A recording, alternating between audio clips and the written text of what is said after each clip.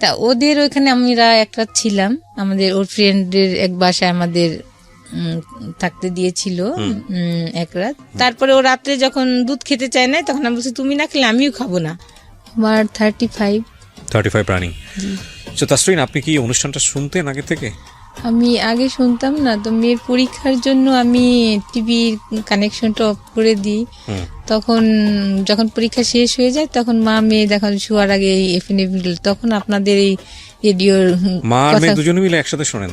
হ্যাঁ, ও শুনে। ও very good, she is so cute. ওর বয়স কত? ওর বয়স এবার 9 চলে। শি ইজ মাশাআল্লাহ সো কিউট। এবং ও আছে, ও আমাদের আশেপাশে আছে। গল্পের প্রয়োজনে হয়তো বা ওকে আমরা বাইরেও পাঠিয়ে দিব, কারণ গল্পটা খুব সেন্সিটিভ। এবং শি ইজ সো কিউট মাশাআল্লাহ। ওই কি আপনাকে খোঁজ দিয়েছে এই গল্প অনুষ্ঠানের নাকি? হ্যাঁ, আমাকে বলে মাম্মু তাহলে তুমি যত কান্না করো, তুমি যে মন খারাপ থাকে সবসময়, তুমি তাহলে এখানে যেহেতু আঙ্কেলদের সাথে যে নাম্বার দেয়, তখন বারবার কয়েকটা নাম্বার নেয়, তখন ওখানে চেঞ্জ থাকে নাম্বার, যে ওখানে গানের কথা চলে আসে ওই নাম্বারগুলা। পরে এক সময় আমার মেয়ে দ্রুত মশারির ভিতর থেকে যে কলমে আরেকটা মোবাইলে ওই নাম্বারটা লিখে তারপরে রেকর্ড করে রাখে। That's really great. আমার যেতে মেয়েই আগ্রহ ছিল বেশি। আচ্ছা, তারপরে আপনি ও শুনে বলে আপনি শুনতে গিয়ে আপনি নিজে খোঁজ পান। ঠিক আছে, চলেন শুরু করেন। আমি 2008-এ আমার বোন ধানমন্ডিতে থাকতেন, ওই বোনের হাজবেন্ড থাকতেন কোরিয়া। তখন 2 ছেলেকে পড়ালেখার জন্য ওই বোন থাকতেন। তখন ওই বোনের বাসায় আসি। ওই নিচে আমার বাচ্চার বাবার ফুপু থাকতেন। তখন এরা আমাকে দেখে বলতো, আমি একটু আগে থেকে এই পর্দাটা, আমি এখন থেকে না, আমি আগেও নামাজি, কিন্তু তখন একটু বাইরে যখন ছিলাম, দেশের বাইরে, তখন স্টাইল, যেমন হেয়ার স্টাইল করতাম, অনেক নেল পালিশ চয়েস ছিল ড্রেস আপের সঙ্গে। আচ্ছা, তো আমি একটু পিছনে ফিরতে চাই আমাদের অনুষ্ঠানের নিয়ম অনুযায়ী, খুব ছোট করে, যেহেতু আপনার গল্পটা মূলত সংসার কেন্দ্রিক গল্প। তার আগে আমি একটু জানতে চাই যে আপনার ফ্যামিলি সম্পর্কে, লাইক আপনার বাবা কি করতেন, আপনার কয় ভাই বোন ছিলেন? আমার বাবা রোডস এন্ড হায়ার প্রথম শ্রেণীর ঠিকাদার ছিলেন। আমার বাবা স্ট্রোক করে মারা যান 2003-এ। তখন আমি বাইরে যাই। আমার বোন, দুলাভাই আর বোনের ছেলে ছিল তখন। ওরা বাইরে ছিল আগে থেকে? জি। তখন আমি এক সময় বলেছিলাম যে আমাকে নিয়ে যেতে ওই দেশে। কোন দেশে? দক্ষিণ কোরিয়াতে। তখন আমার দুলাভাই বলেন, আরে আনমেড মেয়েরা এখানে আসে না, এটুকুই শেষ, হ্যাঁ, আর কোনো কথা নাই। তার কয়েক মাস পরে আমার বাবা স্ট্রোক করে মারা যান। তখন আমি খুবই আপসেট হয়ে যাই, কারণ আমি সবার ছোট ছিলাম। আর আমার বাবা কিছু হলে আমাকে বলতো পানি খাওয়া, কিংবা বাসায় এসে গেট খুলে বলতো যে তুমি দরজা, আমার নাম ধরে বলতো দরজা খুলে। আমার দাদি মারা যাওয়ার পরে আমাকেই ডাকতো। দেখা যায় ভাইরাও অনেক কি করতো, আমার বোনরাও আবদার করলে, সবার ছোট ছিলাম, দেখা যায় বাবা ঈদে আলাদা দিয়েছে, বোনরা আলাদা দিয়েছে, ভাইও আলাদা দিয়েছে। এইভাবে আবার 3 ভাইয়ের বেতনের টাকাও মাঝে মাঝে আমার কাছে রাখতো। কারো টাকা চোপার নিচে রাখতাম, কারো আলমারিতে রাখতাম, দেখা যায় বাবা। কিন্তু আমি কখনোই, আমার একটা অভ্যাস ছিল, টাকা আমি নষ্ট করতাম না, এখনো। না হলে এই ঢাকাতে আমি ধানমন্ডিতে টিকে থাকতে পারতাম না, যে বোন যেটা দিচ্ছে সেটা আমি আজকে 7 বছর চলে এভাবে চলি। আমার বোনও বলে যে আসলে ও সংসার জীবনে অনেক। ঠিক আছে, বুঝতে পেরেছি আপনার পরিবার সম্পর্কে। কয় ভাই বোন আপনারা? আমরা 3 ভাই 6 বোন। 3 ভাই 6 বোন। তো আপনি যে গল্পে ছিলেন যে আপনার বোনের বাসায় বেড়াতে এসেছেন, এটা দেশের বাইরে থেকে থেকে আসার পরে, বাংলাদেশে আসার পরে? দেশে থাকা আসার পরে যে ওটা একটা আমার ফ্যামিলির সাথে, আমার মায়ের সাথে একটু রাগ হয়েছিলাম। তারপরে যেই বোনটা আমাকে এখন যে সবকিছুই দেখে, তার উপরে একটু রাগ হয়েছিলাম। তার জন্য ওই বোনের বাসায় আসছিলাম। আর তাদের সাথে আমি টোটালি কন্ট্যাক্ট করতাম না। তখন সময় কাটাতাম শুধু আমার রুমে একটা টিভি, আমি স্টেডিয়াম থেকে একটা টিভি কিনছিলাম ওই সময়, যে আমার সময় আসলে কাটে না ইবাদত করেও। আচ্ছা, আপনার পড়াশোনা বেশি দূর হয়নি? আমি বাইরে চলে গেলাম, ইন্টার করে আর করা হয়নি। ইন্টারের পরে আপনি পড়াশোনা করতে পারেননি? ওকে, সো দেশে আসলেন, দেশে আসার পরের ঘটনা। দেশে আসার পর যাই হোক, এইভাবে আমার তাও সময় কাটে না। তখন বিভিন্ন তালিমে যায়, নিচে যায়। তখন ওই নিচের ওই সময় ওরা ছিল 2 বোন, তো আমাদের বাসায় আসতো। আমাদের বাসায় কোনো ছেলে ছিল না তখন। বেশ ওদের সাথে মাঝে মাঝে বাইরে যেয়ে খেতাম। আর আমার ব্যাগে তো পার্সে অনেক টাকা থাকতো। তখন মার্কেটে যেতাম, ওদেরকে বাইরে গেলে খাওয়াইতাম। ওরা বলতো আন্টি ঠিক আছে খাও, আমিও খেতাম, মজা পেতাম। একা একা ভালো লাগে না, ওদের সাথে নিয়ে যেতাম। তখন আমাদের বাসায় এসে ওদের গেস্ট আসলে আমাদের বাসায় থাকতো। তখন আমার ফোন নিয়ে বলতো আন্টি একটু ফোন দিয়ে, আমি বলছি আচ্ছা ঠিক আছে দাও। এভাবে কোথায় ওরা দিত আমি এটা জানতাম না, কিন্তু ওরা কথা বলতো। পরে ওই নাম্বার থেকে আমাকে আবার কল আসতো। তখন আমি বলতাম যে আসলে আমি তো ফোন দিইনি, আপনাকে দিছে। এইভাবে সে বিশ্বাস করতো না। এইভাবে সে একদিন 2 দিন কথা বলতে বলতে পরে আমার সাথে কথা হয়। পরে আমি তার সঙ্গে কোনোদিনও কথা বলিনি, মেসেজ পাঠাইতাম। তারপর ওই সময়টা মনে হয় টি20 খেলা হচ্ছিল, ক্রিকেটের টি20 হচ্ছিল। আমি আবার আগে থেকে ছোট সময় থেকে ক্রিকেট খেলাটার ভক্ত, তখন দেখতাম আর ওনাকে মেসেজ, তখন বলতাম যে ঠিক আছে আজকে যদি এই বাংলাদেশ জিতে তাহলে আপনার সঙ্গে আমি কথা বলবো, মেসেজ পাঠাবো না। তখন ওই টি20 জিতার পরে 2008 সালে তখন আমি তার সাথে ওই দিন থেকেই প্রথম কথা বলি। তখন আমাকে বলে যে আপনি নাম্বার, আমি বলি কি আসলে এমুক নামে কি আপনাকে চিনেন? বলে হ্যাঁ আমার মামাতো বোন হয়। আমি বলি হ্যাঁ ওরাই ফোন করতো, কিন্তু আমি কখনো আপনাকে ফোন করিনি এই নাম্বার থেকে, আমার নাম্বার নিয়ে ওরা কথা বলতো। এইভাবে তার সাথে পরিচয় হইলে সে তখন কি করতো, আপনার যে 2008 সালে ভোটের কাজগুলা যে হইতো, বিভিন্ন জায়গায় থাকতো, তখন অনেক কথা হতো। তখন বলতো যে আমি তো আজকে কথা বলতে পারবো না, আমার এখানে রিচার্জের নাই। তখন আমি নিচে যেয়ে ওকে কখনো 100 টাকা নিচে রিচার্জ দিতাম না। তখনও বলতো কি আমি ফোন দিতাম না, যখনই রিচার্জ দিতাম তখন আমি আর ফোন দিতাম না, দেখি যে ওকে দেন, আমি তো রিচার্জ করেছি। জি, তখন দেখতাম ফোন বল কে যেন আমার মোবাইলে টাকা পাঠাইছে। আর ও যখন ফোন করতো ভোর 4টা পর্যন্ত দেখা যায় কথা বলতো, আর আমার ব্যালেন্স থাকলে আমার ব্যালেন্স শেষ হলে ও আবার ধরতো। তখন আমি ফজর নামাজ পড়ে পরে ঘুমাইতাম। পরে আরেকদিন বলতো আমি আজকে কথা বলতে পারবো না, কারণ আজকে আমার একটা রিচার্জ না, এখানে নাই। তখন আমি আবার ওই দিন ধরা পড়ে গেছি যে হ্যাঁ আমি টাকা দিচ্ছি তাকে। এইভাবে মানে একটা বিষয় ক্লিয়ার ছিল যে আপনাদের দুজনেরই ভালো লাগা তৈরি হচ্ছিল। জি জি, 14 দিনের কথা হয়েছে, আমাদের দেখা হয় নাই। ফ্যামিলি থেকে আমার মা বোনরা একটা ছেলে ঠিক করে আমার সিটিতে, ছেলেটা আমাকে আমার বোনের বাসায় দেখতে আসে। পরে আমার বোন জিজ্ঞেস করে যে তোর কেমন লাগছে? আমি জি ভালো। তখন এক পর্যায়ে ছেলেও পছন্দ করে, কিন্তু ছেলে বলে আমাকে 6 মাস পরে তুলে নিবে, এখন বিয়ে হবে। তখন আমার বোন জামাই বোনরা এক পর্যায়ে যায় আমার সিটিতে, আমার চাচা, আমার বাবা যেহেতু বাচ্চা ছিলেন, আমার চাচা গার্জিয়ান ছিলেন, আর আমার মা, সবাই তারা যে ওই বাসায় যে বলে যে না আমরা দিব, কিন্তু বাট উঠায় আনার পরে 6 মাস রাখেন, তাতে সমস্যা নাই, কিন্তু যেদিন বিয়ে হবে সেদিন মেয়ে নিয়ে আসতে হবে, আপনাদের বাড়িতে নিতে হবে। এটা কে বলে? আমার ফ্যামিলি থেকে। আচ্ছা। তখন এক পর্যায়ে ওটা আমি জানতাম না। ওই দিন যেদিন আমার ফ্যামিলি থেকে ছেলের বাসায় গেছে, ও তার আগের দিন আমি ওকে ফোন দিছি যে আমার মনে হয় এক জায়গায় বিয়ে হওয়ার কথা। বললো যে তোমার যাওয়ার দেখা না, আমি একটু কালকে ভিতরে আমি ঢাকা আসতেছি, ঠিক আছে তুমি যেও না। তখন আমার বোনদের বললাম যে আমি যে কি করব, এখনই তো সবকিছু না, আপনারা তো কথা বললাম, আমি তার যাবো না এই বাসায়, আমি থেকে যাই। তো বলে আচ্ছা ঠিক আছে। তখন আমার বোনের ছেলে মেয়ে আর আমি বাসায় রইলাম। পরের দিনও আসলো। তখন আমি আবার ওই দিন একটু পার্লার দেশে, এখন আমার বোনের ছেলেটা এখন কানাডা পড়ে, তখন ও ছোট ছিল, বলতো যে আন্নু তুমি কোথায় যাচ্ছ? তখন আমি বললাম যে এই ডেটিং এ যাচ্ছি, কিন্তু ও বিশ্বাস করে না, কারণ আমি আসলে এই টাইপের ছিলাম না। আসলে সত্যি ওই দিন আমি ডেটিং এ যাচ্ছিলাম, মানে ওর সঙ্গে আপনি দেখা করতে যাচ্ছিলেন। তখন ওকে বললাম, ইন টাইম 14 দিনের মধ্যে কি এরকম হয়েছে যে আপনি ওকে পছন্দ করে ফেলেছেন, ভালোবেসে ফেলেছেন, ও আপনাকে ভালোবেসে ফেলেছে? ওর কথা অনেক শুনতাম, ওই যে ওর কাজিনদের মুখে, এই দিক থেকে ভালো লাগে। 14 days is not enough to fall in love actually, but soft corner তৈরি হয়েছে। জি জি, মাঝখানে যেটা হতো আমার বিয়ে, যে ওর আমি যে নিচে থাকতাম, যখন ওরা যেতাম, ওরা আমাকে ওর আম্মা, ওই মেয়ের মারা বলতো যে এর জন্য বিয়ে হবে। আমার যে আমার যার সাথে বিয়ে নেক্সট ডে হলো, তার যে চাচা, তাকে বলতো যে ওনার জন্য একটা ছেলে দেখো। তাই উনি আমার বলতো যে যার মুখই দেখলাম না তাকে বিয়ে কিভাবে ঠিক করবো। হ্যাঁ, তখন ও আসার পরে আমি তো তখন আমার 10,000 টাকার একটা ঈদে নিয়েছিলাম, ওই সময় 10,000 টাকার একটা 3 পিস, অনেক কাজ করা বাইরের ড্রেসটা ছিল, ওটা পরে গেছি। তারপরে অনেক সাজছিও পার্লারে যে, তারপরে এখন গুড়ি গুড়ি বৃষ্টি হচ্ছিল, তা আমি রিক্সায় বসা। তার আগে কথাটা ওকে বলতাম যে আপনার যে আমাকে, আমি তো সুন্দর না, আমাকে যে পছন্দ হবে কিভাবে বুঝবো? তখন বলবে তোমাকে যে আমি পছন্দ করলে ঠিক আছে তোমাকে আমি কিস দিব একটা। হ্যাঁ, কিন্তু আমি একটু বিশ্বাস করি নাই, জাস্ট যাই হোক। তখন আমি ওকে ফোন দিই, তখন দেখি যে ছেলে ফোন উঠায়, তখন আমি বুঝি এই হবে, অনেক লম্বা, ও 5 ফিট 10। তখন ও ফোনটা উঠায়, তখন আমি বলি আমি এই রিক্সায় আছি পিছন থেকে। তখন ও আসে, রিক্সায় বসেই প্রথমে আমাকে কিস দেয়। তখন আমি মানে কি কথা বলবো না কি করবো, আসলে হারাই ফেলি তখনকার ইয়েগুলা। তখন আমি রিক্সাওয়ালাকে বলি কি যে মামা আমি কোথায় যাবো, ওই সময় আসলে কোনো মাথায় আসছিল না। তখন আমি বলি মামা আপনি ধানমন্ডি পার্কে যান, ঘুরি ঘুরি বৃষ্টি হচ্ছে, ওটা মাথায় খেয়াল করি নাই। তারপরে গেলাম, ওখানেই জাস্ট 1 ঘন্টা কথা হয়েছে। তখন এই কথাগুলো বললাম, শেয়ার করলাম। তখন ও বললো ঠিক আছে কোনো সমস্যা নেই, আমি বিয়ে করবো তোমাকে, আমার দেশে যেতে হবে না, ওই ছেলেকে বিয়ে করতে হবে না। তখন আমি বললাম কি করতো ছেলেটা তখন? জানতাম যে ও তো ইঞ্জিনিয়ার, কিন্তু ওই কাজটা তখন ও করে, ভোটার আইডি কার্ডের কাজটা হ্যাঁ কাজ করে। তারপরে কি হলো বললাম, তখন বললো কি চলো একটু মার্কেটিং। তখন তো আমার কাছে আসলে অত টাকা ছিল না, তখন আমি ওর জন্য একটা মেরুন পাঞ্জাবি দিয়ে কাজ করা, পাকিস্তানি। 14 দিনের মধ্যে এত দূর চলে গেলেন আপনারা? ওই যে আমার বিয়ে ঠিক হয়েছে দেখে ও আসছি ঢাকাতে। ঠিক আছে, বাট ওরা আমি দেখি নাই।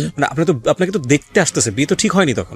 ওই জন্য ওই যখন কথা হলো তখনই বললো যে না তোমার ওখানে যেতে হবে না, আমি তোমাকে বিয়ে করবো। তারপরে আমি বললাম যে আপনি যে বিয়ে করবেন ঠিক আছে, আপনি তো আত্মীয় আছে তাহলে এখানে, তাদেরকে বললেন না তাদেরকে বলা যাবে না। আমি কই আপনার বাবা মা না, কি না তাও বলা যাবে না। মানে আপনি ওকে ভালোবেসে ফেলেছেন, টু বি অনেস্ট। হ্যাঁ আসলে 14 দিন কথা হয়েছে, যাই হোক। এইগুলো কিন্তু পয়েন্ট, হ্যাঁ এগুলো খুব পয়েন্ট, এবং এগুলো আমাদের জীবনে প্রতিনিয়তই ঘটে। 14 দিন হয়েছে ওনার ক্ষেত্রে, কারো কারো ক্ষেত্রে 1 ঘন্টা হয়ে যায়। আর ওই দিনে আমি প্রথম দেখি, তারপরের দিনে আমার আর কি বিয়ে হয়। তখন আমরা নিউ মার্কেট যাই, নিউ মার্কেটে যে আমার সাইজ চুজ করে ওর ড্রেসগুলো আগে কিনে দিই ওকে, আর আমার শাড়ি পুরা টাকাটা হয় না, আমাদের যে টাকা ছিল শপিংটা হয় না করা। পরে আমি কিছু টাকা করে রেখে আসি, বলি আপনাকে এইভাবে আমি পাঠাই দেবো, দিয়ে যাবো এখন। পরে এসে আমার শাড়িটারিও কেনার পর আমার ব্লাউজ বানাই দিতে দেয়। আর আমরা বাইরে তখন খেলাম, দুজনে খেয়ে আমাকে আমার বাসার কাছেই নামাই দিয়ে চলে গেল। আপনারা দুজন সম্পর্কে জানতেন? ওই যে ফোনে যত কথা হয়েছে। মানে কি জানতেন? ওর পরিবার সম্পর্কে ডিটেইল জানতেন? হ্যাঁ জানতাম, কারণ ওর কাজিনরাই সবসময় বলতো। আচ্ছা, আমাকে আগে নিয়ে পরিবার সম্পর্কেও জানতো না, তেমন জানতো না আমার পরিবারের সঙ্গে। 14 দিনের দিন দেখা, প্রথম দেখাতেই এরকম একটা ঘটনা। আমি আসলে কিছু বলি নাই, কিন্তু কারণ কি তাকে চিনি না, তার কাছে আমার ফ্যামিলি এত কথা। পরের দিন আপনারা বিয়ে করার প্ল্যান করছেন, তো বিয়েটা তো আসলে পারিবারিক বন্ধন, পরিবার বলেছিলাম আমি, কিন্তু ও তখন একটা বলে যে না, যদি বিয়ে না হয়, তুমি যদি অন্য কোথাও বিয়ে করো তাহলে আমার কি হবে জানি না। তখন আমি ভাবলাম যে, আর আমি তখন ওই যে যখন ধান পার্কে গেলাম, ওকে আসলে মুখও দেখতে পারিনি, শুধু পায়ের দিকে তাকাইলাম। আসলে আমার পাটা অনেক সুন্দর না, আমার হাত সুন্দর কিন্তু, বাট ওর পাটা অনেক সুন্দর ছিল। আমি তখন পায়ের দিকে তাকাই থাকতাম, পা দেখে আরো না, আমি ওই নিচেই তাকাই আছি তো, পাই দেখতেছি শুধু, তার মুখের দিকে লজ্জা পাচ্ছি তাকাইতে। তখন শুধু পায়ে দেখতেছি, তখন বলছি যে পাটা যখন সুন্দর নিশ্চয়ই লোকটাও সুন্দর হবে, এমন।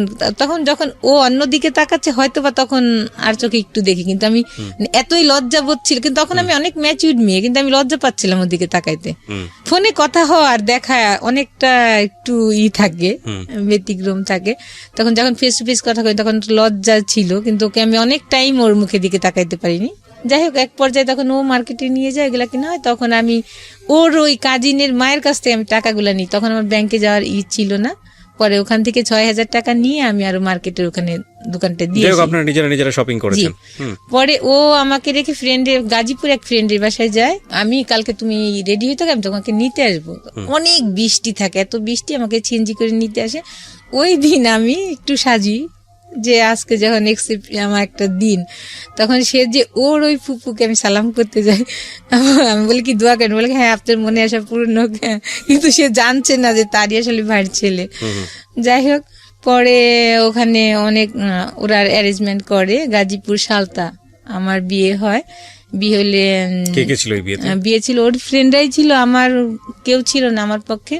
তখন এক পর্যায়ে কাবিনের টাকা বেশি লিখেছে, 4 লাখ টাকা কাবিন হয় দেখে। একটা বিষয় খুবই খেয়াল করার মতো, সেটা হচ্ছে ঘটনার যদি একদম 2 লাইনে সাম আপ করি, উনি যাকে বিয়ে করলেন ওনাদের নিচ তলার ভাড়াটিয়া, যার সঙ্গে ওনার একটা সম্পর্ক ছিল, এই অর্থে 2 বোনের সঙ্গে উনি বাইরে মাঝে মাঝে আউটিং করতেন।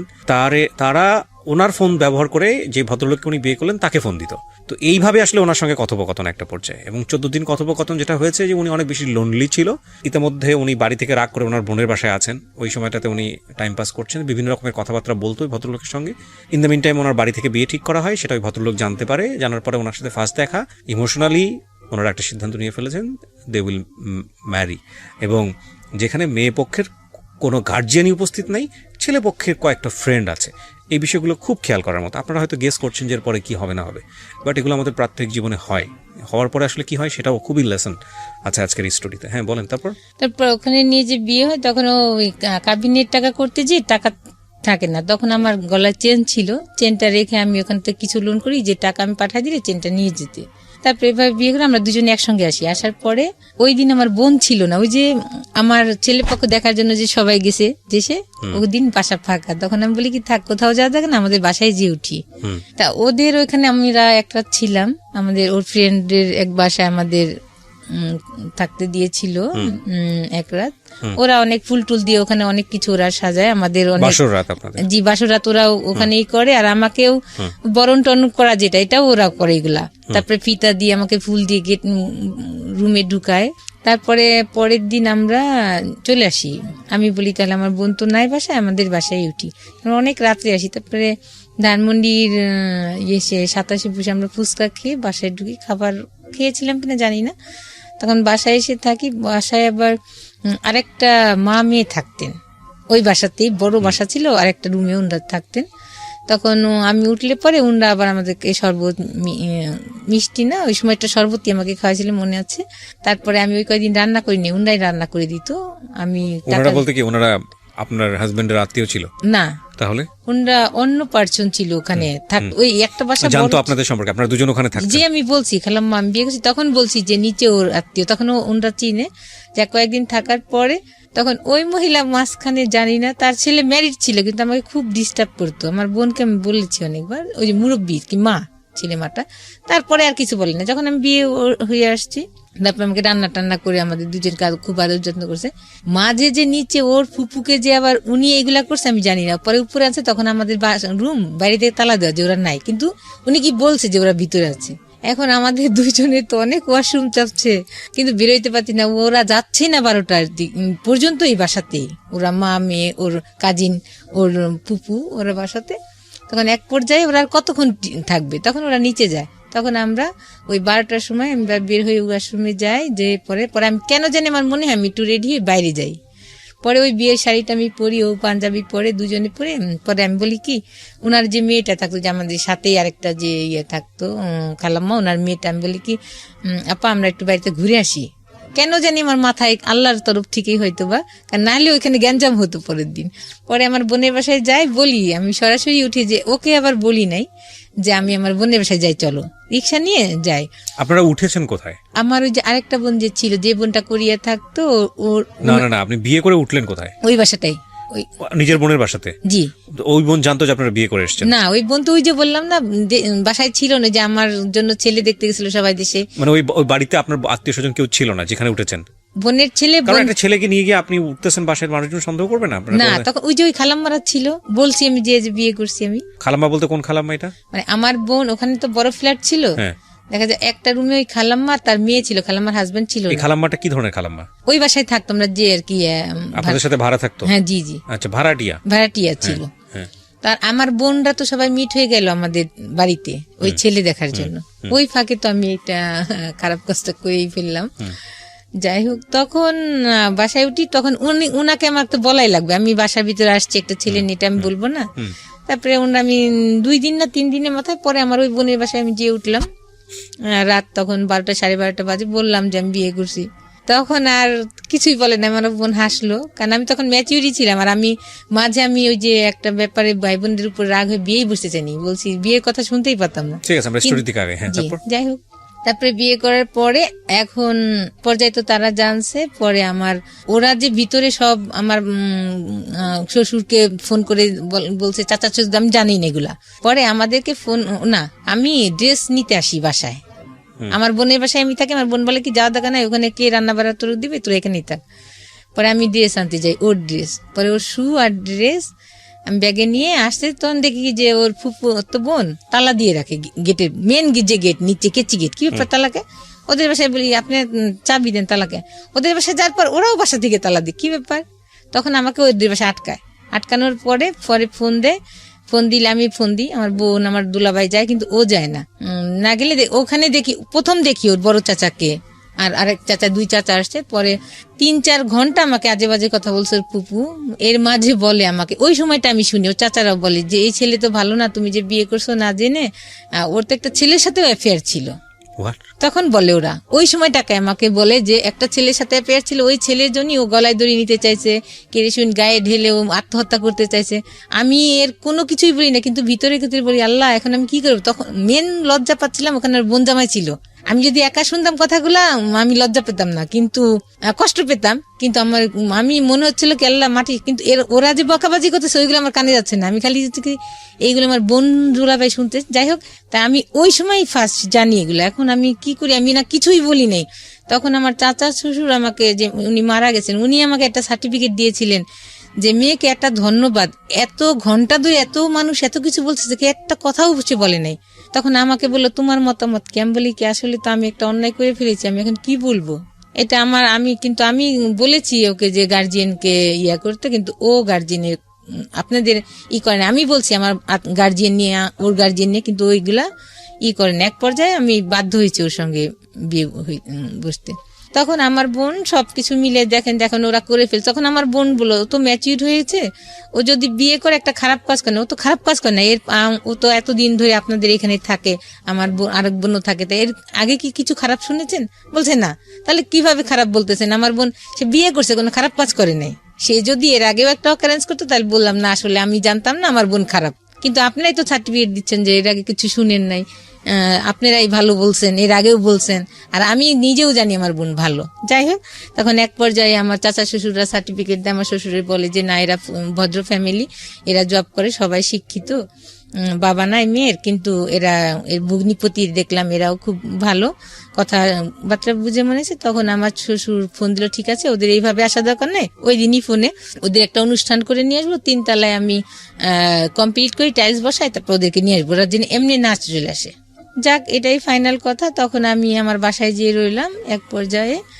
তারপরে মনে হয় এর 15 দিন পরেই আমার শ্বশুর দিন দিবে, বিয়ের দিন ডেট ঠিক হবে, ওই দিন আমার চাচা শ্বশুর যাবে বাসায়। আমার শ্বশুর আবার গ্রামের বাড়িতে গিয়েছিলেন, ওখান থেকে আসার সময় সে নৌকায় একটা নদী পার হইতে হয়, গ্রামের বাড়ি থেকে আসার সময় নৌকাতে উঠার আগেই সে মনে হয় ওয়াশরুম চাপে সাইডেই ওয়াশরুম করতে যে স্টক করে, ওয়াশরুম করতে যে সে উঠে সাথে সাথে সে স্টক পড়ে যায়। ওখান থেকে তাকে হাসপাতালে আনতে আনতে সে মারা যান। তখন আমাদের বিশ্বাস হয় না, তখন আমার ওই বড় চাচা শ্বশুর ফোন করেন যে তোমরা কি কিছু জানো? আমরা বলছি না। তখন ওকে বলে যে তাই তুই চলে আস। তখন আমার বোন বলে যে তাহলে তুইও সাথে যা, আমাকে বলে। তখন আমিও যাই, আমি মনে হয় যাই সঙ্গে, ওর যাই গেলে পরে ও বাড়িতে নেন আমাকে। ওর একটা স্যার ছিলেন, স্যারের বাসায় আমি থাকি টিটিসিতে, আর ও বাড়িতে যায়। ও বাড়িতে যাওয়ার পরে আমার দুলাভাই আবার যায় ওই দিনে, ওর সঙ্গে আমার দুলাভাই যায়। পরে গেলে আমার দুলাভাই ওই সময় মৃত বাড়ি গেলেও সে তার যে সামাজিকতা সেটা করে গেছিলেন, দাদি শাশুড়ি, নানি শাশুড়ি, আমার শাশুড়ির জন্য শাড়ি, এগুলা সব সে সামাজিকতা করে গেছেন। তখন তারা বলল যে দেখেন এখন তো এই পর্যায়ে অনুষ্ঠান করার আসলে মন মানসিকতা নাই, আর মানুষও একটা খারাপ বলবে, তাহলে আপনি ওকে, আমার বাচ্চার বাবার কথা বলে যে ওকে যা নিয়ে আসুক। এক পর্যায়ে আমাকে নিয়ে যায়, ও অনুষ্ঠান ছাড়াই নিয়ে যায়, গ্রামের বাড়িতে উঠায়, ওখানে ছোটখাটো অনুষ্ঠান হয়, তারপরে আমাকে শহরের বাড়িতে নিয়ে আসে। তারপর শাশুড়ি ওই বাড়িতেই থাকে, গ্রামে থাকে। আমার বোনরা আমাকে রেখে আসে শহরে। এক পর্যায়ে আমাকেই সব বহন করতে হয়, তাদের শুধু ঘরে চাল ছাড়া আর কিছু লবণও রাখে না, আর কলের পানি ছিল। আমার বোন আমাকে 10,000 টাকা দিয়ে আসে যে হাত খরচ বাবদে, ওই 10,000 টাকা আমি 1 মাসে খরচ করি, এর ভিতরে আর কোনো বাজার কর না। তারপর এক পর্যায়ে গ্যাস সিলিন্ডারে গ্যাস শেষ হয়ে যায়, আমি চুলাতে রান্না করতে পারি না, পরে আমি গ্যাসও কিনি। এক পর্যায়ে তারা বাজার করে না, কিছুই করে না, কিন্তু তার ভিতরে আমি যাওয়ার পর থেকেই তারা করে যে আমাকে ছাড়াবে। নেক্সট একটা কথা, আমার দাদি শাশুড়ি ভাই উকিল ছিলেন, তা উনাকে আবার আমার শাশুড়ি ওনার সঙ্গে যোগাযোগ করে যে ওকে নিয়ে কথা। তখন আমার হাজবেন্ডকে নিয়ে যায়, আমার দাদি শাশুড়ি ফোন করে নিয়ে যায়, বলে যে কত টাকা কাবিন করছিস, সেগুলো বলে কি বুঝে শুনে করছিস, এত টাকা কাবিন করছিস, বউ তো ছাড়তে হবে। বলে আমি বিয়ে তো করছি ছাড়ার জন্য না, যাই বিয়ে করছি ছাড়ার জন্য না। এইভাবে অনেক ঝামেলা চলতে থাকে। আর আমাকে যত শাস্তি যত প্রকারে আছে, আমাকে ডাইনিং স্পেসে শুতে দেয়। দেখা যায় যে ও আসলে আমি সারাদিন আমরা কথা বলতে পারি না, আমি যদি কিচেনে থাকি ও কিচেনে যে আমার সঙ্গে কথা বলে, আমাকে ধরে কিচেনে। কিন্তু তারা সবাই খাওয়া দাওয়ার শেষে আমি শুইছি, লজ্জা পাচ্ছি। আর বেডশিটও এমন একটা নোংরা ছিল, পরে আমার বোন একটা বেডশিট দিয়ে আসে, ওটা আমরা ব্যবহার করি। আমি কোনো কিছুই বলি না। উনি 6 মাস শুধু খেসারি ডাল দিয়ে ভাত দেয়, আমি খেতে না পেরে কাজের বোয়ারে দিয়ে আমি কচু শাক আমি রান্না করে ফ্রিজে রাখি, যে এইভাবে কিভাবে ভাত খায় ওরা নাস্তা, কিন্তু আমি নতুন বউ বলতেও পারছি না কিছু। তারপরে এইভাবে আমার বোনটা বললে ওরা কি মাছ কিনে না? আমি বললাম তোর মাছ কিনে না, আমার তখন টাকা শেষ, আমি তখন আর কিভাবে পিওর ভেজিটেরিয়ান। আমার বাচ্চার বাবা শুধু একটা ডায়েরি ছিল, সামলাইতে থাকে, কেন ডায়েরিটা সামলাই কেন? পরে একদিন কোথায় সামলাই আমি জানি না। পরে একদিনকে আমার বাচ্চা দাদি বলে ওই ড্রামে পুলার চাল আছে, তুমি ধান বাঁচতে পারো? আমি বসে থাকি, আমার দেবরদের পড়াই, তারপরে আমার সময় থাকে, তারপরে বলে এখন ওদেরকে পড়াইতে বলে, এখন ধান চাল দিছে বাঁচতে, ঠিক আছে বাঁচতেছি। তখন ওখান থেকে চাল নিতে যেদিকে একটা ডায়েরি, এখন ডায়েরির পুরাটা আমি পড়ি, কোনো কিছুই পাই না। ওর স্কুলের সামনে যে দাঁড়ায় তার জন্য ওর আত্মহত্যা, এগুলো লেখা আছে যে আমার মনে হয় আমি কেরোসিন গায়ে ঢেলে মারা যায়, আমি গলায় দড়ি নিই ফ্যানের সাথে, এগুলো লেখা আছে। বাট কোনো ক্লু পাই না যে এই ক্লুতে আমি বিশ্বাস করবো তার সাথে আসলে শারীরিক সম্পর্ক ছিল। পরে তার সাথে বলতে কার সাথে? ওই যে ছেলের সঙ্গে? ওই ছেলেটার সঙ্গে যে আমি যখন শ্বশুর বাড়ি গেলাম আরো কম বেশি শুনছি এটা। আচ্ছা, শোনার পরে তারপরে আমি বিশ্বাস করি। ওই ডায়েরি শেষে যখন আমি এক জায়গাটা দেখি যে তোমার এই জায়গা যদি কোনো কেউ হাত দেয় তাহলে আমি অনেক কষ্ট পাবো, তখন বলি হ্যাঁ।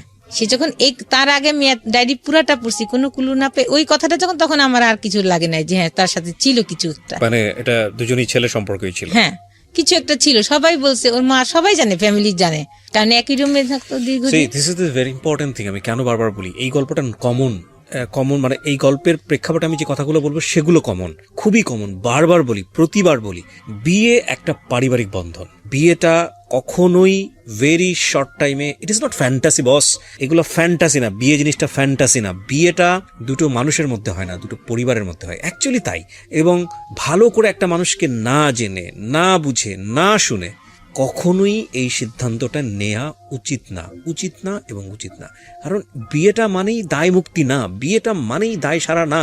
বিয়ে হয়ে যাওয়া মানেই হচ্ছে যে সবকিছু শেষ হয়ে গেল, তা না। বিয়ে হয়ে যাওয়া মানে হচ্ছে সবকিছু শুরু। এবং এই ভুলগুলো আসলে আমরা ইমোশনালি যে কত বড় স্কেলে করি, আনথিঙ্কেবল। বলেন তারপর। কিন্তু ও যে এই ধরনের আসলে বোঝা। আপনি পেলেন, তারপরে কি করলেন?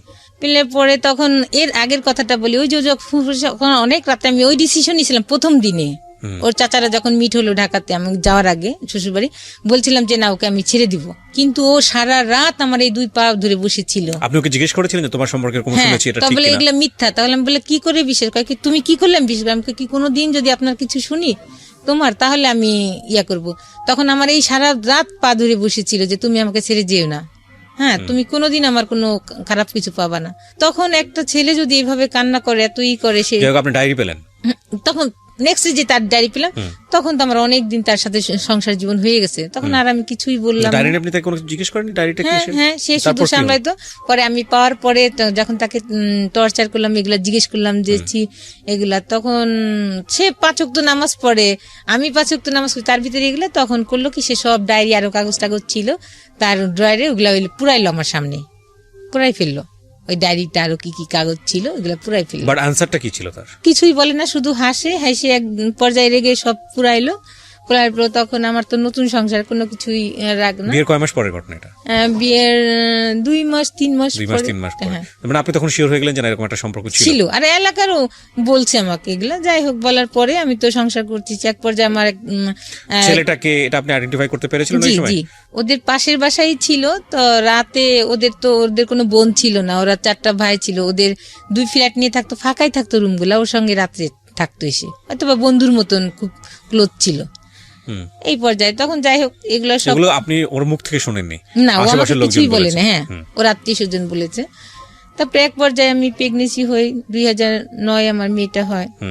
সংসারে একটু খরচ বেশি বাড়তি লাগে, কিন্তু হয় না। যেটা ওর যে বাসার নিচে যে দোকান ছিল, ওটার যে আয় হতো, দেখা যায় মেশিনটা তারপরে মাসে দ্বিগুণ টাকা লেগে যেত নষ্ট হইলে সারার জন্য।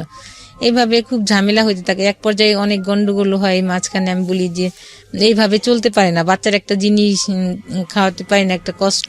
হ্যাঁ, তখন ও এর মাঝ যাই হোক এক পর্যায়ে তখন ও করে কি, একটা চাকরিতে যায়। বাসার ভাড়াটিয়া ছিল পাশে, তারে ধরে ইন্স্যুরেন্সে একটা চাকরি নেয়। ইন্স্যুরেন্সের চাকরি 1 বছরে, 2012 সালে যায় চাকরিতে। প্রথম দিকেই মনে হয় চাকরিতে যায়। তখন সে ভালোই চাকরি করতে থাকে, বেশি স্যালারি ছিল না। তার ভিতরে আমি চলে যেতাম। সে জানতো, চুপচাপ কিছু বলতাম না। দেখা যায় আমার 4 বছরের সংসার জীবনে সে একবার একটা ইলিশ মাছ কিনেছিল, আর একবার বাইলে মাছ কিনেছিল। আর মেয়ের জন্য সে মাছ আনতো পাঙ্গা, সেটা দে। কিন্তু আর এদের এত সম্পত্তি, এতই, কিন্তু এটা এত হিসাবি, এত কৃপণ। ও যখন জবে যায়, আমি জানি না, মাঝে মাঝে এসে বলে যে আমার এক ম্যাডাম আছে, ওখানে ওই টেবিলটায় গেলে উনি এই কাজ করে এক্সট্রা পায়, টাকা পায়। তাই আমি বলি আস্তে আস্তে দেখো, প্রায় ম্যাডামের কথা বলতো। তখন আমি এক পর্যায়ে বলি, তুমি এত ম্যাডামের গল্প, তুমি যে সহজ সরল মানুষ, তুমি তারপরে অল্পতেই মানুষের ফাঁদে পড়ে যাও। কয় কি আরে না ঝামেলা। আমি কি হয়েছে? কয় কি না, ম্যাডামের একটা পারিবারিক সমস্যা। আমি কেন, ওনার ভাই বোন নাই? কয় হ্যাঁ, এক ফুপা আছে, ওনার হাজবেন্ডের সাথেই হচ্ছে না ঝামেলা। এর ভিতরে কিন্তু সেই জড়াই গেছে, আমি জানি না। আমার বাচ্চার যখন 2nd বার্থডে, ওই দিনই ও প্রথম ঢাকাতে। পরে আমি এগুলো মিলাই, আসলে কি ওকে আমি অন্ধবিশ্বাস করতাম, কেন জানি আমি ভাবতাম না ও সত্যই কোনো বাসায় মেয়ে আসলে বাইরে ও তাকাইতো না, তাদের মুখের দিকে তাকাই কথা বলতো না, তাদের সাথে কথা বলতো না, শান্ত স্বভাব ছিল। আমরা জোরে কথা বললে বলতো যে তোমরা তো বাইরে যাও না, বাইরে গেলে তো মুখ আমার দেখাইতে হয়, তোমরা এত জোরে কথা বলো কেন, বাসার রাস্তা থেকে শোনা যায়। এই ধরনের সে খুবই, আর সে কি বলবো অন্য ধরনের মানুষ ছিল আমার কাছে না, শুধু আমার ফ্যামিলিও বলে, কিন্তু সেই ব্যক্তিটা যে এত খারাপ কাজ করতে পারে এরপরেও। তারপরে আমার বাচ্চাটা এরকম ম্যাডাম ম্যাডাম করতো। তখন ফার্স্ট ডেতে আমি ফোন করি, ঢাকা আসছে সে মেশিনের কাজে, বাড়ি থেকে ঢাকা আসছে, আসার পরে কি ব্যাপার ফোন ধরে না, রিসিভ করে না। ওর বার্থডে বাজার করবো, সে গেছে 12টায় পৌঁছেছে, তার ফুল বন্ধ, ওর দাদির ফোন দিয়ে দেয় বন্ধ। তখনই সারি ওই মেয়েটা। আর ম্যারিড পার্সন, একটা কথা আমি যেটা বলি, ম্যারিড পার্সন মেয়েদের হয় কি সহজেই সহবাস হয়ে যায় একটা পুরুষের সাথে যদি সম্পর্ক থাকে, কারণ তখন তো মেয়েটার আর মেয়ে একটু ভয় পায় যে না কি করবো। আর ছেলেদের কোনো প্রবলেম নাই, কেউ দেখলেও কি আর না দেখলেও কি, যে এটা আমার তর্ক, কিন্তু মেয়েদের টানমেট ভয় পায় কিছু অ্যাক্সিডেন্টলি কিছু ঘটে কিনা, কিন্তু আমার পরবর্তীতে আমার সংসার জীবন কেমন হবে। কিন্তু ম্যারিড মেয়েরা কিন্তু এটা ভাবছে না, একটা ম্যারিড ছেলের সাথে সম্পর্ক, যেটা আপনার পার্সোনাল অপিনিয়ন, আমরা ওই জায়গাটায় না যাই, ইভালুয়েশনের জায়গাটা না যাই, ঘটনাটা কি ঘটেছে সেটা বলেন। হ্যাঁ, তখন দীর্ঘদিন ওই মেয়ের সাথে যোগাযোগ করে, যেটা আমি জানি না। ওর নামে আর একটা ওর কলিগ ছিল, বলতো কি ভাবি, তখন ওই মেয়েকে নিয়ে ওই মেয়ে একটু দূরে ছিল, বাসা কাছে নিয়ে আসছে যাতে তাকে সে যোগাযোগ বেশি করতে পারে, শর্ট টাইমে চলে আসতে পারে। পরে বলে কি ভাবি আমার কোনো হাতে কিছু নাই এখন, আপনি সংসার আপনি রাখো। আমি বলি কেন? ওই দিন আমি টাকা নিয়ে যাই, ওর জন্য একটা জায়নামাজ গিফট করবো, 13ই নভেম্বরে বার্থডে ছিল, জায়নামাজ গিফট। তখন আমার হাত পা ভেঙে আসে যে কি বললো এটা। তখন আমি বলি আচ্ছা ঠিক আছে। তখন আমি আর বাসায় আসি না, বাসায় না এসে ওই মেয়ের অফিসের কাছে দাঁড়ায় থাকি। ওই দিন ও অফিসে নাই। ও আবার কি করতো, সবাই যখন লাঞ্চে যেত ও তখন যেত না, তখন ও ওই মেয়ের সাথে কথা বলতো, সবাই যখন লাঞ্চের থেকে আসতো তখন ও লাঞ্চে আসতো। তারপরে সকাল সন্ধ্যা ও এর আগে যেত, কি ব্যাপার তোমার গোসল করে আসছো কোত্থেকে, তোমার হাত দিয়ে সাবানের সেন্ট, তোমার গোসল করলে মানুষের একটা ফ্রেশনেস থাকে, ও এড়াই যেত কথা। পরে একদিনকে ও শার্ট দিয়ে পারফিউমের সেট, মেয়েদের একটা শরীরে একটা গন্ধ আছে আলাদা, ছেলেদের একটা আলাদা গন্ধ আছে, তখন বল কি তোমার শার্ট দিয়েছে মেয়েদের গন্ধ কেন, ও হাসি উড়ে দেয়। সকালে একদিনকে আরেকদিন বাইরে গেছে, আমি নাস্তা বানাইনি, ও হাতে মাংসের গন্ধ, কি ব্যাপার তুমি তো বাসাতে কিছু খেয়ে গেলাম, তোমার হাতে গন্ধ কেন মাংসের, ও হেসে উড়াই দেয়। এইগুলা করতেছে আর উড়াই দিচ্ছে। ফজর নামাজ পড়ে সে বাসায় আসতো না, কি ব্যাপার এতটাই, বলে কি ওই যে তাবলিগেরই ছিল, দাওয়াত ছিল, ওখানে গেছিলাম, কিন্তু কন্টিনিউ সে মিথ্যা তো বলে যাচ্ছে। তারপরে আমার মা তখন ক্যান্সারের রুগী ছিল, আমি আসবো আমার মাকে দেখতে, তখন ও আমাকে এড়াই যেত আর বলতো যে তুমি গেলে এত তাড়াতাড়ি আসলে, এত টাকা খরচ করে গেলে, 1 মাস না থাকলে হয়। আপনারা এইটা বুঝে নিয়েন যে ও একটা স্বামী স্ত্রীর মধ্যে যেই সম্পর্ক থাকা উচিত আমাদের সেটা ছিল না আমার, কিন্তু আমি এটা মাঝে মাঝে মিসিং পেতাম, ওর বুঝতাম, কিন্তু সংসার জীবনে কলহর জন্য স্টপ হয়ে যেতাম, মাঝে মাঝে মন খারাপ হতো, কান্না করতাম, তারপরে আর বার্গেনিং করতাম না। তারপরে এক পর্যায়ে আমি ওই মেয়ের অফিসের সামনে দাঁড়াই থাকি ওই দিন 13ই ডিসেম্বর, আর আমি মার্কেটে যে ওর জন্য জায়নামাজ কিনি না, দাঁড়াই থাকলে পরে ওই মেয়েটা অটোতে উঠে, আমি পিছনে অটোতে উঠি, দেখি যে বাসার সামনে সে ওর বাসার সামনে নেমে হেঁটে যাচ্ছে, আমি পিছনে, মেয়েটা যায় আর পিছনে পিছনে তাকায়। তখন মাঝখানে আমাদেরই এক পরিচিত মুয়াজ্জিন আছে, উনি আবার ওই সাইডে দোকান দিছিল। তখন বলে হ্যাঁ ভাবি আমি তো ভাইকে দিতে মাঝে মাঝে যাওয়া দেখি, সকাল সন্ধ্যায় যায়। মেয়ের পিছনে পিছনে যে বাসাটা দেখে আসি, তখন আমি কনফার্ম হই না যে আসলে তার সাথে সম্পর্ক।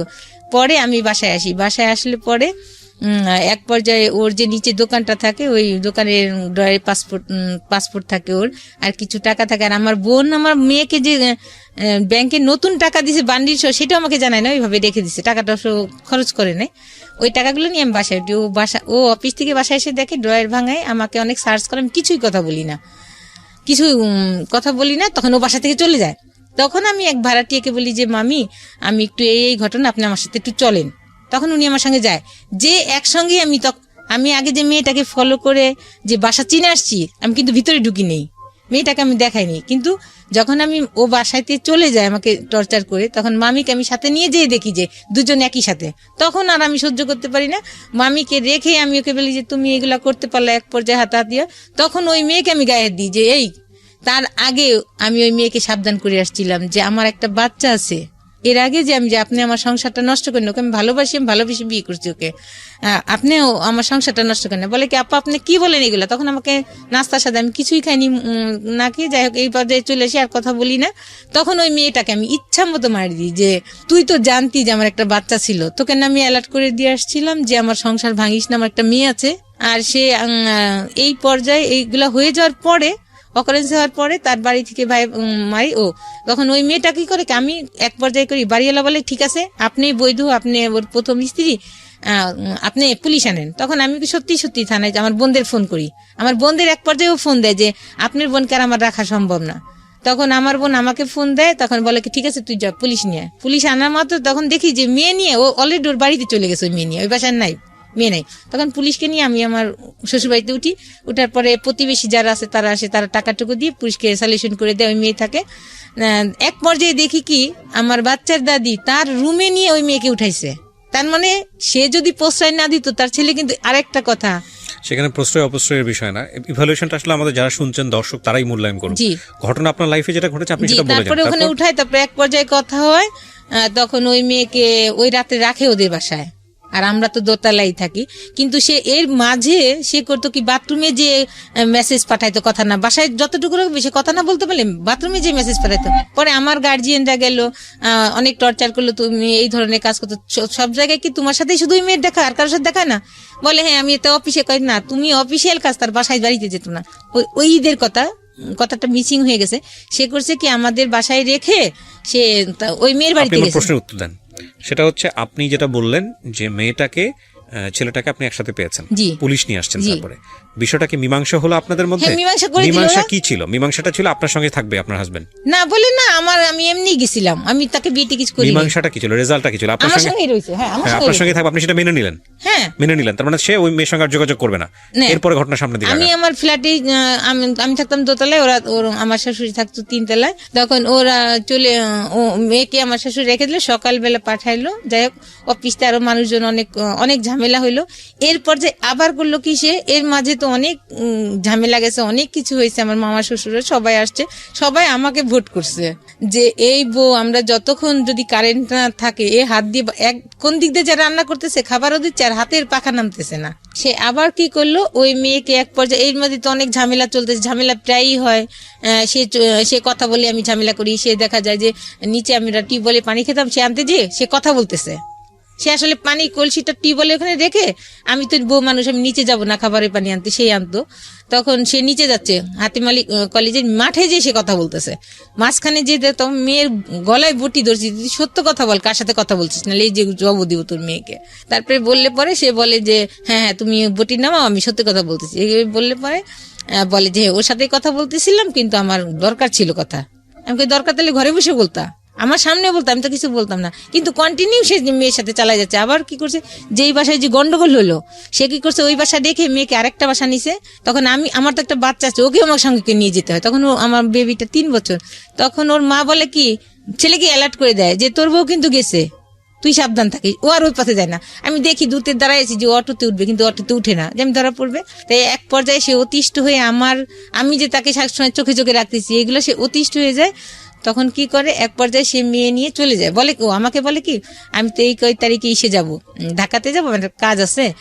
স্যার আমাকে, তার মাঝখানে আমি স্যারকে এবার ফোন দিছি, এমডি স্যারকে, স্যার ও কিন্তু ওই মেয়েকে নিয়ে যাবে, আপনি ছুটি দিবেন না।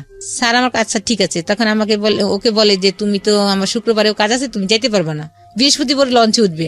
কিন্তু এক পর্যায়ে যাই, বাসায় এসে এটা বলে কিছু বলি। তখন ও যেদিন নাকি ফাইনালি যাবে টাকা পয়সা নিয়ে, সেদিন আমি তো জানতেছি, আমি আবার করছি কি, 2টা আমার বাচ্চার কাপড়গুলা আমি নিচে একটা জায়গায় রাখছি যাতে কেউ না দেখে। ও যাবে, আমি এক পাশে যাবো পাশ।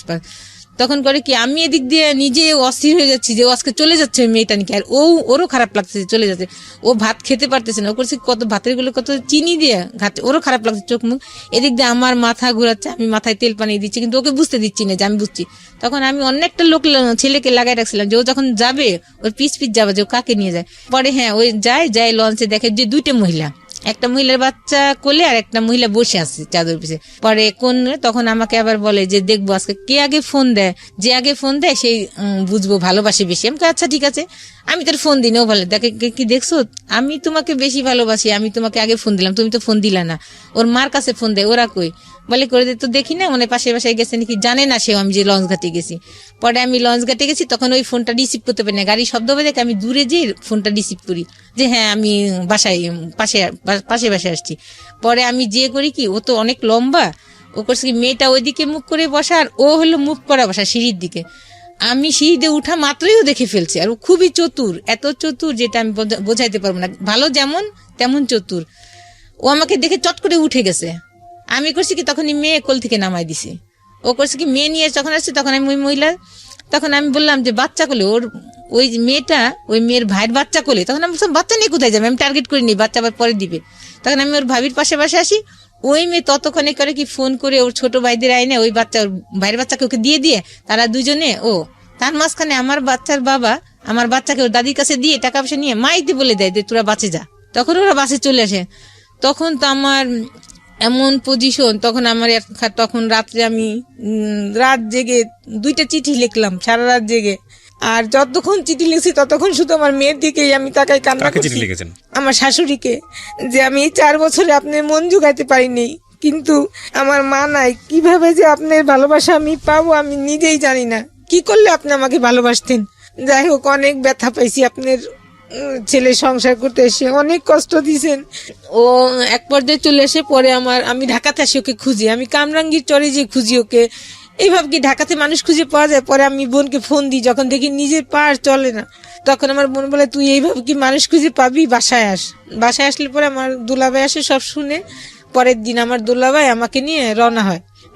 ওদের বাসায় গেলে পরে ওর খালু খালা আর ওদের আত্মীয় স্বজন বলতে ওর চাচা ছিল না, আর ফুপুদের কোনো এলাও ছিল না। আপনারা কোথায় খোঁজেন? আমি না খুঁজে পান না, তারপর কি করেন? খুঁজে যায়, ছবি দেখাই খুঁজি যে একে কি দেখছেন, ভাড়া থাকে একে দেখছেন, এভাবে করি না। তার আমার বোনটা বলে এভাবে তুই পাবি না, চল ওদের বাড়িতে যাই। পরে আমার বোনটা তো জব করে, বন্ধুরা ভাই ছুটি নিয়ে তারপরে যায় আমাকে নিয়ে। পরে ওদের আত্মীয় স্বজন বলতো মামারা, খালি খালারা ছিল, ওদের ফেভারে কথা বলে, ওর মামাদের এত অ্যালাউ করতো না মামা। পরে আমি আমার বোনকে নিয়ে আবার ওদের বাড়িতে যাই। পরে এক পর্যায়ে আমি যাই না, আমার বোনের বাসায় থাকে। আমার বোন আবার ওদের থ্রেট করতে থাকে যে আমার বোনকে তোরা কোথায় গুম করছিস, বের কর, নাহলে তোদের নামে আমি কেস করবো। এক পর্যায়ে তাহলে ওর মা ফোন করে ছেলেকে বাড়িতে নিয়ে, ও বাড়িতে আসার পর আমাকে একটা মেসেজ দেয়, তোমার সংসার তোমারই রয়েছে, আমি বাড়িতে ফিরে এসেছি, তুমি আসো। পরে আমার বোনটা আমাকে নিয়ে যায়, সকালে আমরা পৌঁছানোর পরে এক পর্যায়ে অনেক আমাদের আত্মীয় স্বজনও যায়, ওইখানে পরিচিত সবাই, আমার দুলাভাইয়ের যারা সার্কেল ছিল তাদেরকে নেওয়া হয়। ওদের আত্মীয় স্বজন আসার পর অনেক গ্যাঞ্জাম হয়। এক পর্যায়ে ওরা আমাকে ছাড়ানোর জন্য টাকা পয়সাও রেডি করে রাখছে ওর মা, আমরা সেটা জানি না। তখন এক পর্যায়ে আমার দুলাভাই ওকে গায়ে হাত দিতে যায়, এত বড় বিয়াদব একটা বাচ্চা আছে যেখানে, সেইখানে আমি বলি কি ঠিক আছে। পরে আমি আমার এক আত্মীয় ছিল মুফতি, তখন আমি বলি ভাই ওই মেয়েকে কিভাবে ছাড়ানো যায়। তখন বললে যে কি একটা দোয়া ছিল, যিনি মুত্তাকিলা মুফাসসিল না কি বললে আমার নাম ধরে, তাছাড়া যত স্ত্রী থাকবে তালাক হয়ে যাবে। তখন আমি ভুল করছিলাম, যে এটা যদি করে সে তাহলে ঠিক আছে আমি মানবো। পর এইটা করার পরে সকালে শুকুর আলহামদুলিল্লাহ আমি সংসারে থেকে যাই। আমার বোনটা চলে আসার পরে একদিন থাকে বাসায়, তারপরের দিনই করে কি সে বলে যে আমি নল সিটিতে কাজে যাচ্ছি।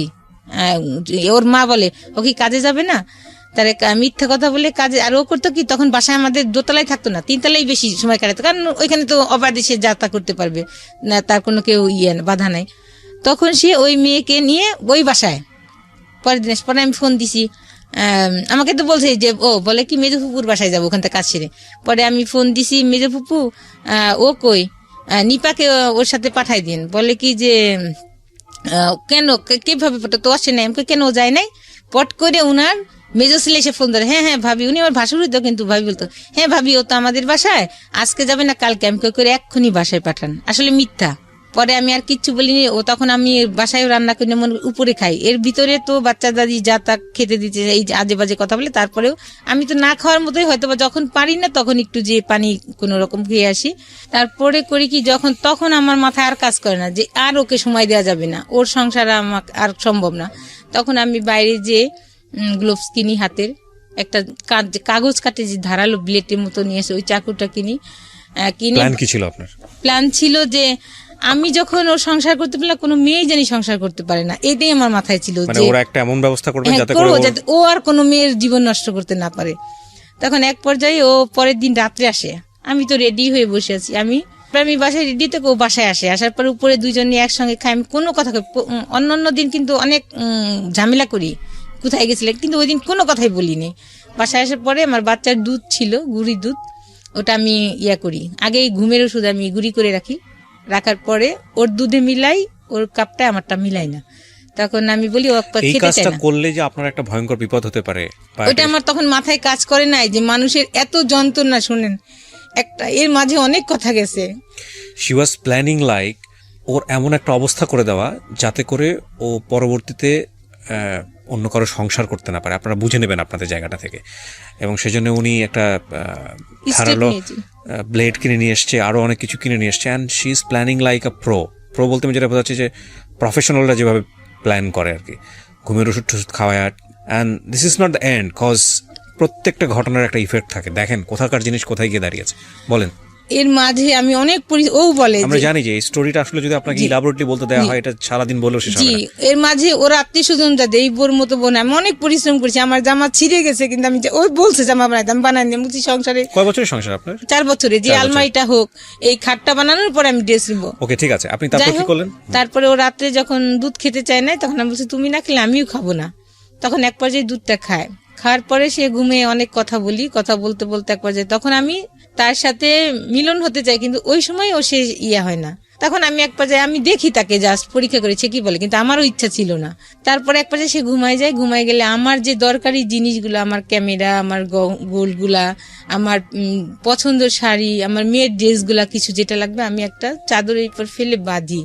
আর আমার কিছু বাইরের কিছু ইলেকট্রিক জিনিস ছিল, ঘর মোছা মেশিন, ঘর ঝাড় দেওয়া মেশিন, আরো আমার প্রিয় জিনিসগুলা আমি করি কি, আমার ড্রয়িং রুমে খাট ছিল সামনে, আমি মেয়েটাকে আগে ওখানে শোয়াই যাতে আমি দ্রুত মেয়েকে নিয়ে চলে যেতে পারি।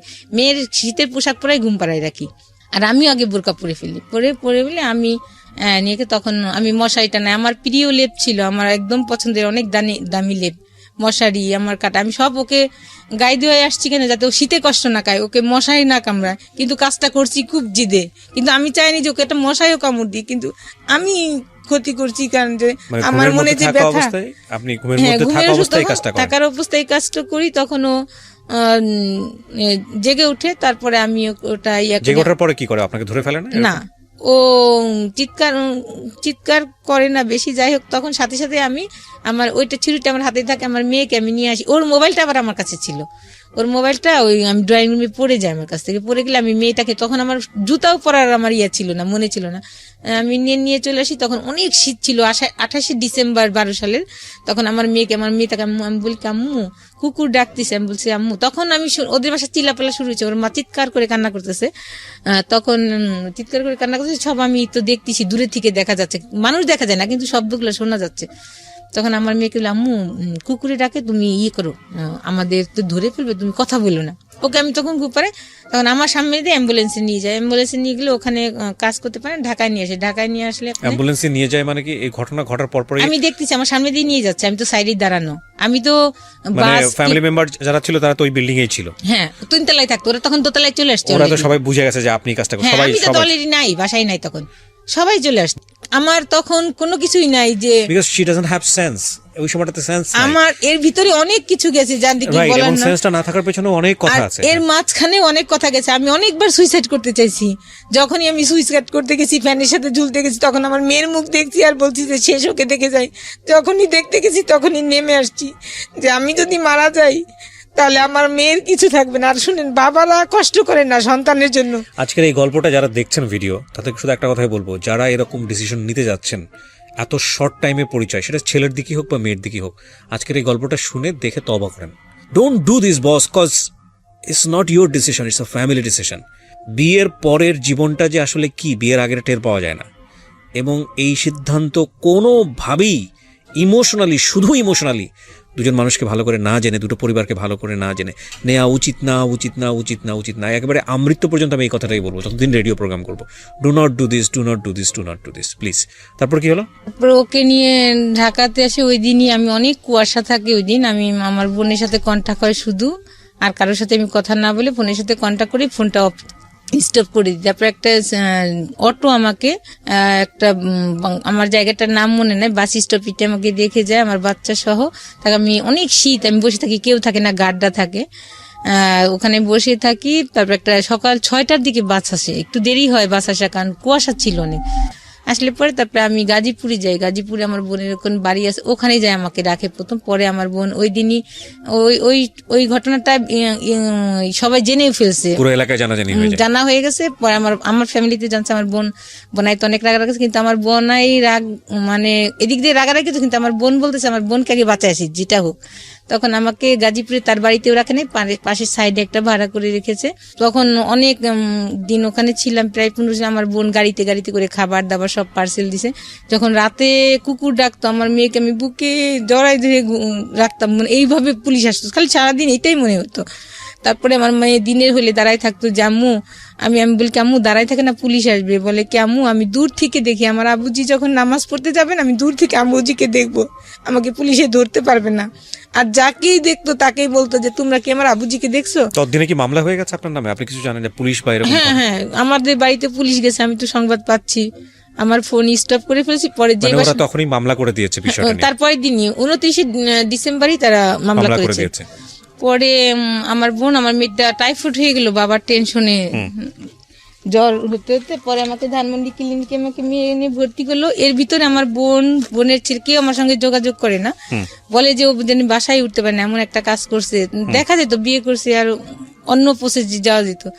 তখন এক পর্যায়ে আমার বাচ্চাটার এত খারাপ অবস্থা, অ্যানালোকে সে দিতে দিত না, ইঞ্জেকশন দিতে দিত না, স্যালাইন দিতে দিত না। তখন ডাক্তাররা পাশের রুমে যেয়ে বলতো যে আমি তোমার আব্বুজি চকলেট নিয়ে আসতেছি, তুমি স্যালাইন না, আমি এক্ষুনি আসবো। এইভাবে ডাক্তাররা অন্য পাশে ফোন দিলে, কথা বললে সে দিতে দিত। তারপরে এক পর্যায়ে আমার বোনটা কান্না করে যে ওর মেয়েটা মারা যাচ্ছে আর তোমরা যাও না। তখন আমার ভাগ্নিটা মেডিকেলে পড়ে, তখন তারা যায় সবাই। আপনার মেয়ের যে অনেক ধরনের সাফারিং এর মধ্যে দিয়ে যাবে পুরো লাইফে, সেটা আমাদের দর্শক যারা আছেন, আমরা যারা আছেন সেটা জানি, কিন্তু এই ঘটনার প্রেক্ষাপটে আপনাকে কি কি ফেস করতে হলো সেটা হচ্ছে আমাদের কনসার্ন এখন। আপনি এই ঘটনার পরে এক অর্থে পলাতক অবস্থায় আছেন, ওনারা মামলা করে দিয়েছে আপনি যেটা বললেন। তারপর আপনার ঘটনাটা কি দাঁড়ালো? পুলিশের কাছে অ্যারেস্ট হওয়া বা অন্য? পরে আমার বোনরা হাইকোর্টে আমাকে নিয়ে যে, আমার বাচ্চা সহ আমরা ছিলাম জামিন। তখন হাইকোর্ট কি করলো, 2জন জাজেস ছিলেন, জাজেস 2জন আমার বোন 2জনকে দিলেন জামিন, আমাকে দিল। মামলায় আসামি কয়জন করেছিল? 3জন। আমার 2 বোনকে বলছে তারা সহযোগিতা করে নিয়ে আসছে, এটা বলছে। আচ্ছা, তো আপনার 2 বোন ছিল প্লাস হচ্ছে আপনিও ছিলেন, 3জন আসামি ছিল। হ্যাঁ, আমি 1 নম্বর, তারা 2 নম্বরে। তখন জাজেস আমাকে দিল না। তখন আমার বোনরা বললো যে, আমাকে সাজেস্ট করলো যে দেখ, তুই তো ভুলের বশত, আসলে আমরা তো জানি যে তুই কষ্ট করে কাজটা করে ফেলেছিস, মানে সহ্য কোনো নারী এমন সহ্য করতে পারে না, তারপরেও তো একটা গুনার কাজ হয়ে গেছে, অন্যায় হয়ে গেছে, এখন তুই স্যালেন্ডার কর। শেখ হাসিনা, খালেদা জিয়াই যখন জেলে গেছে, আর তোর তো কোনো ব্যাপারই না, তুই যা করার আমরা আছি পিছনে, আমরা তোর সাথে আছি, তোকে আমরা ফেলবো না। এমনি করে আমার বোন অনেক করেছে আমার জন্য, আমার গায়ের চামড়া দিয়েও যদি তাকে জোতা দিই সেটা অন্য হিসাব। তারপরে কি হলো? তারপরে আমার বোন, আমি কোর্ট স্যালেন্ডার করি। কোর্টে সারেন্ডার করেন আপনি? কোর্টে স্যালেন্ডার করি, যে আমাকে কাস্টডিতে দেয় অনেক উকিল, কিন্তু ওদের সিটি, ওরা সবচেয়ে হাই লেভেলের লয়ারকে দাঁড়ায়, 10 জন 12 জন করে দাঁড়ায়, আর আমার সে 2 জন গেছে, আমার বোন চিনে না কোন লয়ার ভার কোনি, তখন আমাকে দেয় না। তখন সব কেসেই সাক্ষী আছে ওর মা, ভাই, প্লাস যত উকিল হবে, ওর প্রসঙ্গ নেই। হলে বলে সবাই তো জানে এটা, তাহলে কিন্তু আমি চিৎকার করি, ম্যাজিস্ট্রেট বলি স্যার আপনি নিজে চোখে দেখেন।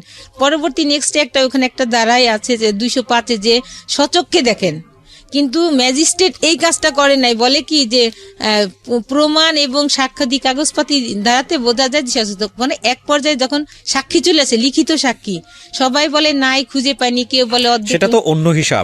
মেডিকেল ট্রিটমেন্টের রিপোর্ট, মেডিকেল ট্রিটমেন্টেও বলে যে নাই, কিন্তু ওরা টাকা দিয়ে এটা করেছে। দেখেন বাংলাদেশে কি হতে পারে না, কিন্তু একটা মেয়ে মানুষের জীবন কত নষ্ট করে দেয়। এক পর্যায়ে ও নিজের মুখ দিকেই বেরোয় যায়। ও যখন দিতে যায়, সাক্ষী দিতে যায়, যে ও তখন ভিকটিম সাক্ষী দিবে যে আমারটা নাই।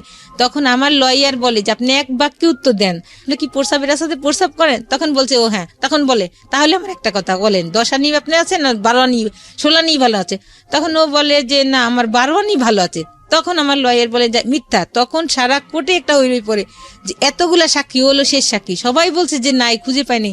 আর এত বছর 2 বছর অলরেডি, তখন 2-3 বছর চলে যায় কেসটার, 5 বছর ঘুরছে এই কেসটা। আপনি জেল খাটেন কতদিন? আমি প্রথমে কাস্টডিতে আমাকে 9 মাস আমাকে জামিন দেয় নাই যে নাই, তখন আমাকে তো 9 মাস আপনি একটানা জেল খাটেন? হ্যাঁ।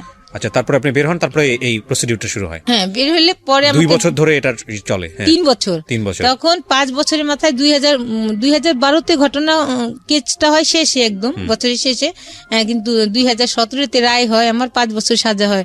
ওই সময় আপনার লোয়ার কোর্টে 5 বছরের সাজা হয়ে যায়? জি, হইলে পরে তখন আমাকে ওইখানে আমার যে পরিচিত মানুষ, আমার ভাই বোন সবাই জব করেন, যার যার সংসার নিয়ে দৌড়াতে পারে না, তখন আমি ওইখানে পরিচিত যে ছিল, জেলের ভিতর যে পরিচয় হয়েছিল, ওরা তখন মাদকের ব্যবসা করতো, কিন্তু ওরা মানুষ ভালো ছিল, তাদের সাথে একটা আমার পরিচয় হয় ওর ভিতরে। জীবনে কোনোদিন ভাবছেন জেল খাটবেন? না, কিন্তু আমি আসলে দেখি শুধু খারাপ মানুষই জানে, অনেক মাস ওইখানে কেউ কেউ আছে 14 দিনের রেজাল্ট দেখেন, 14 দিন। বললাম না, আজকে যারা শুনতেছেন, this is not the first time. আমি আমার লাইফে এই রেডিও 13 বছর ধরে রেডিও ক্যারিয়ার আমার, আমি প্রায় 9 থেকে 10 বছর শুধু এই অনুষ্ঠানগুলোই করি, 9 to 10 ইয়ার্স। কত মানুষের জীবন গল্প যে আমি শুনেছি, আমার খালি মোস্ট